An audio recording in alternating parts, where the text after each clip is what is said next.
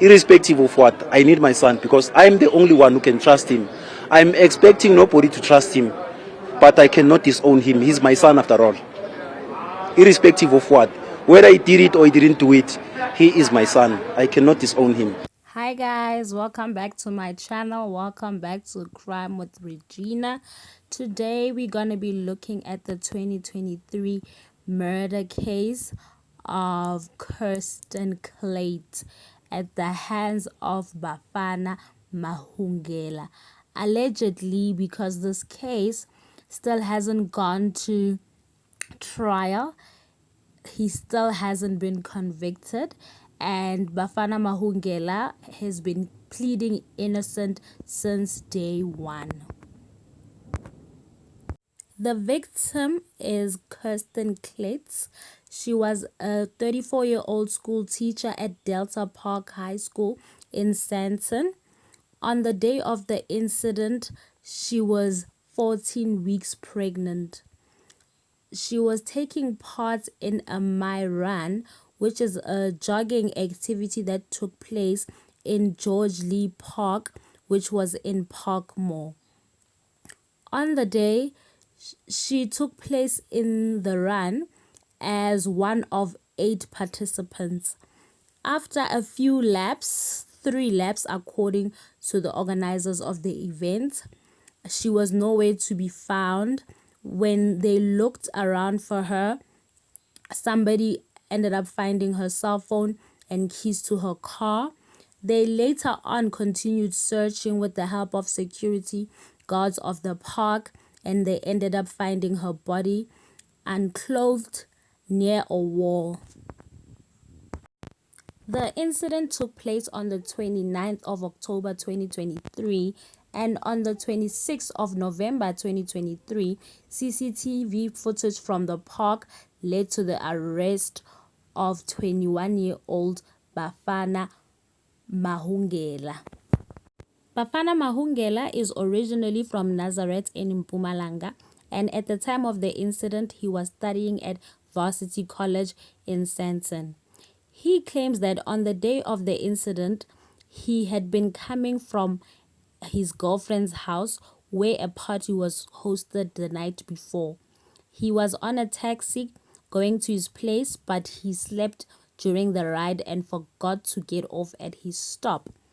He ended up getting off at George Lee Park and passed through, making his way to where he lives.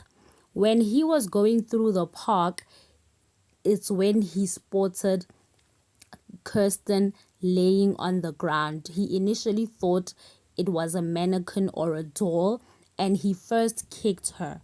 How were you checking her? Like I was, hey, like trying Holding to. her? No, like you know, like someone's laying like in bed and you're waking them up, like shaking them. Yeah. But then there's no response. There's no response? Yeah. Yes. So then I went and then I turned. That's when I pulled her and then she laid the other way. Yes. So that's when I checked for pulse and then I put like my ear on her heart and stuff. That's when I realized that like there's nothing. Since Bafana Mahungela's arrest on the 26th of November 2023, his attorneys have been pleading with the court to set him free while he is waiting for his trial period. But unfortunately, bail has constantly been denied against Bafana Mahungela. The outstanding evidence is that of which is in the lab, which is cybercrime. He surely will never ever interfere with these witnesses, nor the cybercrime, cell phone data, DNA.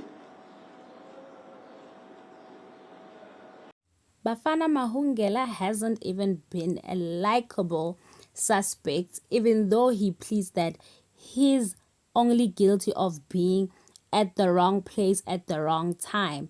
But unfortunately, the way he is so nonchalant during his court appearances, it really puts a bitter taste in people's mouths, because somebody has died. A person that used to teach children, a person that was carrying a life each and every day. Imagine his family seeing how nonchalant he is. about the whole situation. So as much as we don't know if he did it or not, this whole thing of him taking the victim's clothes and wearing them and then later shoving his own clothes inside the drain, it says a lot about him trying to cover up something.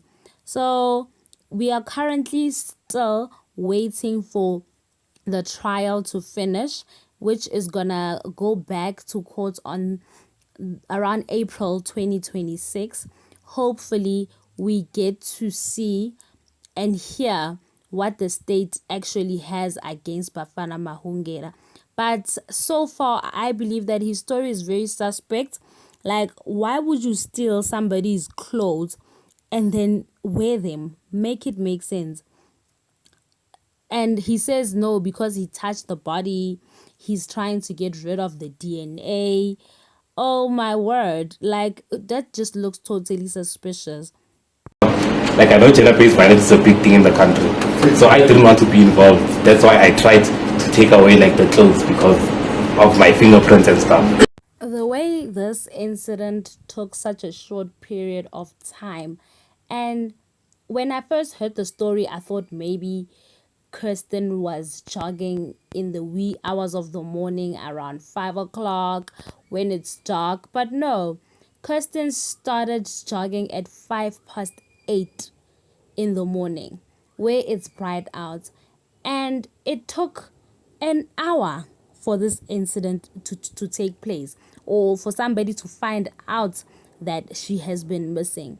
It is the most strangest case I have ever heard of, and in turn it has made me, as a female that likes to take early morning walks, to be very wary and very afraid to walk in the morning. Like, even in the past when I still jogged, I used to always like find every man that walks behind me suspicious. Like, we live in a scary world, and cases like this one of Kirsten Kluyts and Bafana Mahungera, it's a constant reminder that we are not safe as women in this country.